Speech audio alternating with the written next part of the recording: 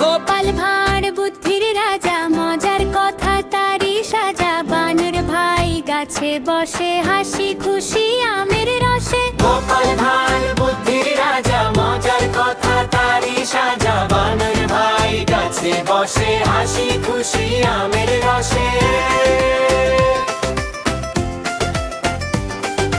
রাজবাড়ি সেই বাগান খানি, সবুজ গাছে আম যে টানি। পাকা আমে ডালটা নুয়ে, হাওয়ায় দোলে সুখের ছোঁয়ায়। গোপাল ভাঁড় হাঁটে ধীরে, বাগান জুড়ে হাসি ঘিরে। হঠাৎ তখন গাছে ডাল লাফিয়ে নামে বানর চাল। গোপাল ভাঁড় বুদ্ধির রাজা, মজার কথা তারি সাজা। বানর ভাই গাছে বসে, হাসি খুশি আমের রসে। বানর তুলে পাকা আম, গোপাল দেখে করে দাম। হাসি দিয়ে বানর ভাই গোপালকে সে দেখায় তাই।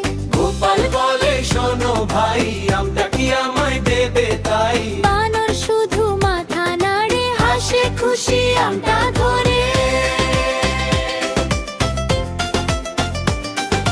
গোপাল তখন ভাবলো, একটু বুদ্ধি এলো মনে। হুট করে বলল হেসে, শোনো তবে মজার খেলা শেখাবো রে। বানর তখন কৌতূহলে নামল গাছের ডালের তলে।